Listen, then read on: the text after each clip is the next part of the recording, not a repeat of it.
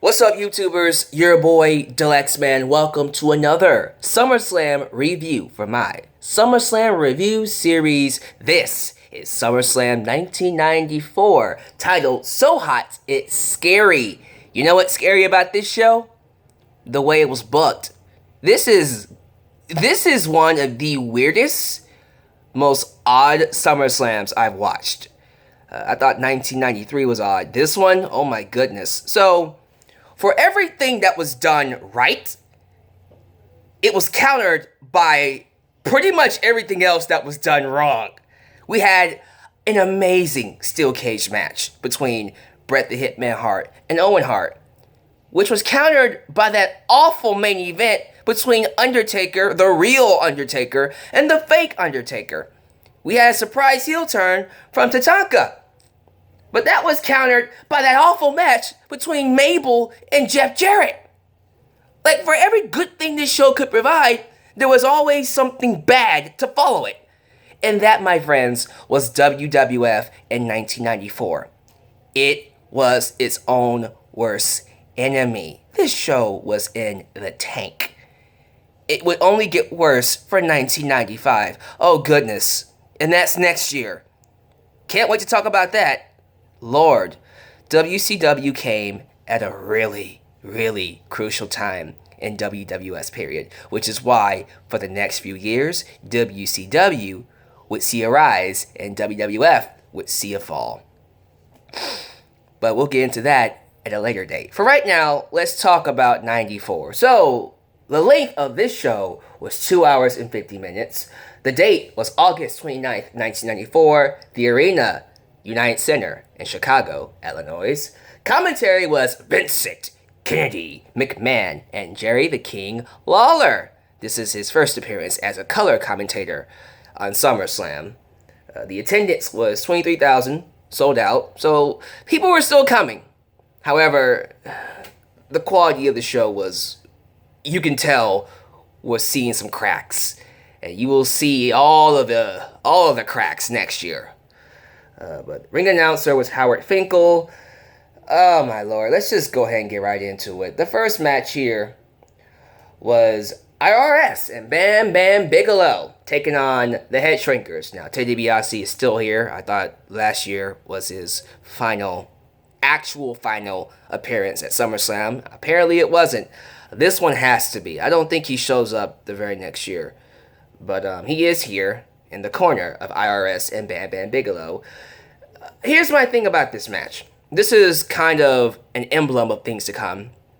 Solid match. Really cool spots. Really hard-hitting action. It ends in a DQ, though, for the bad guys, because one of the managers of the Head Shrinkers got in there and attacked IRS and cost them the match. Very weird start to what would become a very weird SummerSlam. Also, I didn't talk about this. Macho Man Randy Savage was also there, but he was opening SummerSlam just to say, "Hi guys, welcome to SummerSlam. It's the Macho Man Randy Savage." You know, one of the greatest wrestling sensations in history. Now I'm just a walking, talking billboard. I don't wrestle no more. I'm just here. Pretty sad. It's pretty sad to see what the Macho Man had been reduced to. It's no wonder he left. It's no wonder he went to WCW not too long after this. Ridiculous. You really had nothing for Macho Man Randy Savage. But then we had all this time given to these, Naked Gun actors? What are their names? Leslie Nielsen and George Kennedy. I haven't seen one Naked Guns movie, so I have no idea what this is about, but they're actors from that movie, and they were searching for the real Undertaker. WWE comedy done wrong, which is typical, right? Alright, we go from that weird opening to a really good match with the women. WWF Women's Championship, Alundra Blaze, the champion, taking on Bull Nanako with Luna Vachon in her corner. Man, talk about women's revolution, huh? Or is it women's evolution? I never really understood which one it was. Women's evolution or revolution. Who cares? This was a good match, very good match between two skilled women's wrestlers. This is my first time seeing Nanako, and I liked her.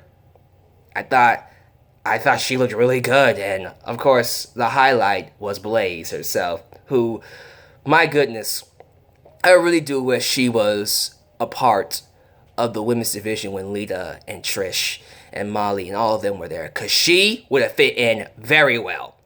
Way ahead of her time. Very underappreciated.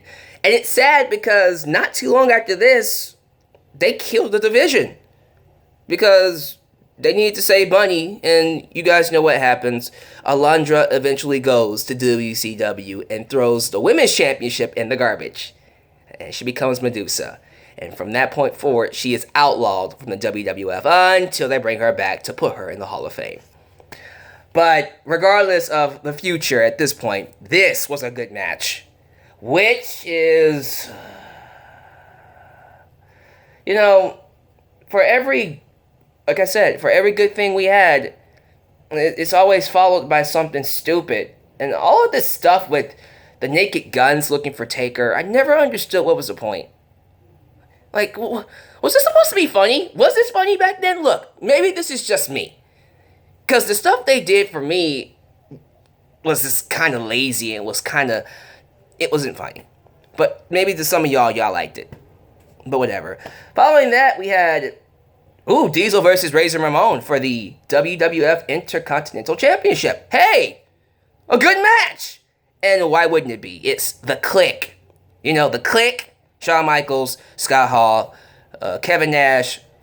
Triple H wasn't there yet. I think he comes in 1996, around that time. But 1, 2, 3 Kid was there. So there you go. The Clique, those four were always having good matches. This is no different. I'm actually glad I saw this. I grew a new appreciation for Diesel and Razor during their time. And they've always had good matches. Kevin Nash and Scott Hall, even in WCW. So this was good. I'm happy I saw this. Of course, Razor Ramon wins and becomes the new Intercontinental Champion. And I think the very next year they do... Isn't that when they do the ladder match? I think that's when they do a second ladder match, right? Is it that next year? We'll have to see. I don't even remember when the second ladder match was. I know it was at SummerSlam, though. Alright, next up is Tatanka versus Lex Luger. So, there was this storyline of Lex Luger selling out to Ted DiBiase. And they did a poll, a hotline poll, and 54% of the audience thought Lex Luger sold out to Ted DiBiase, which was a nice build-up to what would eventually happen. The match itself, though, I didn't like the match, but I'll let it slide because of the angle. I really liked the angle. After Tatanka beats Lex Luger, DiBiase got in the ring, and it's revealed that Lex Luger is not the guy that sold out. It was Tatanka. Now, Tatanka, I still think is undefeated at this time, right? Or did he lose a match? I have no idea. I don't even remember much of what happened during this time.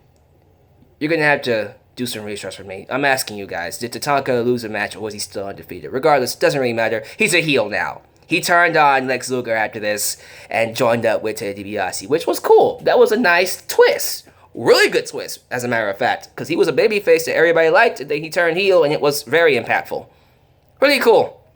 So, we go from that to Jeff Jarrett versus Mabel. Jeff Jarrett versus Mabel. Rap versus country. This match sucked. Horrible. Not the worst match on the card, second worst, but it was pretty bad. Oh my goodness, I don't even want to spend much time on it. It was slow, it was botchy, it was so bad. And then the finish was poor. Mabel misses a leg drop and Jeff Jarrett pins him. Wow. Okay. Thank God this match exists. The highlight of this show. The show many fans talk about holding one of the greatest steel cage matches in WWF history. That match was a WWF World heavyweight championship match between Bret Hart and Owen Hart. The rematch from WrestleMania 10. And yes, it's as good as everyone tells you it is. There was a really well done video package shown highlighting their feud. They showed everything from Owen turning on Bret at Survivor Series 1993, where he kicked his leg out of his leg. And then their match at WrestleMania 10, when Owen beat Bret and Bret won the championship. Apparently, Owen was also King of the Ring, which I completely forgot about until I saw this, which was cool. Owen Hart, King of the Ring, 1994. Really cool. And when you think about all of this, going from Survivor Series through WrestleMania all the way to SummerSlam, that's 9 months. 9 months of hype, 9 months of build. Crazy. That's not something you see nowadays. Trust me. Appreciate this stuff when it comes, because that's really, really cool. And the match delivered. Really awesome, fantastic steel cage match. People call it a 5-star classic. I mean, if you want to, I'm not going to stop you. Me, I've seen better steel cage matches. Still fantastic steel cage. I don't think it's the greatest of all time, though. I think over time it's lost its luster. Kind of like Bret Hart versus Shawn Michaels. At the time, absolutely. Instant classic. But as time went by and we saw better steel cage matches, this one kind of lost its luster. But still a fantastic match. And the whole drama that happened afterwards with the Hart family getting involved, Jimmy Anvil, not Hart, British Bulldog, that was really cool. You know, it just continued the feud going on to next pay-per-view, which is Survivor Series. Good stuff. Awesome stuff with the Hart family. Unfortunately, it's followed by one of the worst SummerSlam main event matches of all time. It might be the worst. I'll have to see at the end of this review series. It's real. Check this out. Real Undertaker with Paul Bearer taking on fake Undertaker with Ted DiBiase. So the story was, if I'm not mistaken, Taker lost a casket match with Yokozuna and his spirit went away. And Ted DiBiase ended up finding Taker, because that's how Taker came into the WWF in 1990. He was introduced by Ted DiBiase. Which, okay, that makes sense. Was it 1990 or 1991? It was one of the 90s. It's 91 or 90. I think it was 90. I think I said it right. Regardless, Ted DiBiase brought in Undertaker, so it made a lot of sense that, you know, from a storyline standpoint, he would bring him back. But then the whole shenanigans of, you know, Taker being brought back from the dead and people seeing Taker and all that kind of stuff, you know, oh, I'm gonna bring back his spirit using my iron. And he brought him in, big pop for the real Taker showing up. But then we get to the match. Oh my goodness. Oh my God. I love Taker. Taker is one of the most respected wrestlers in history. But man, those early 90s matches, horrid. I get that it was more about the character than the matches themselves, but for the love of God, horrid. Who in their right mind would think any of this was good? This was abysmal. Match was slow. It was dragging. Even the crowd didn't even react to it. For the most part, they were just silent, just looking on, confused at which one was the real Taker, although it was clear the guy with the purple gloves was Taker and the guy with the gray gloves was not him. Who was that wrestler? Was that Brian Lee? I think it was. The guy playing fake Taker. I don't care. The match sucked. Horrible main event. And it did nothing for anybody. Kind of wish it never existed. Kind of wish Bret Hart and Owen were not in the main event. You know, we could have cut that last half off the show and it wouldn't be that much better, but it would at least be passable. Because now, after that main event, we're really stuck in a very odd place with this SummerSlam. Yeah, I wouldn't go back and watch it. Not really much else to say. This is a very odd SummerSlam. It gets worse because next year is 1995 SummerSlam. Get ready for a lot of crazy gimmicks. Bastion Booker. Oh my god. It hurts. Okay, give me your thoughts about 94. Tell me some things that I got wrong or I got right, how you felt about it. Yeah, I'm gonna get out of here. 95. Be there and suffer along with me. I'm out of here. Peace.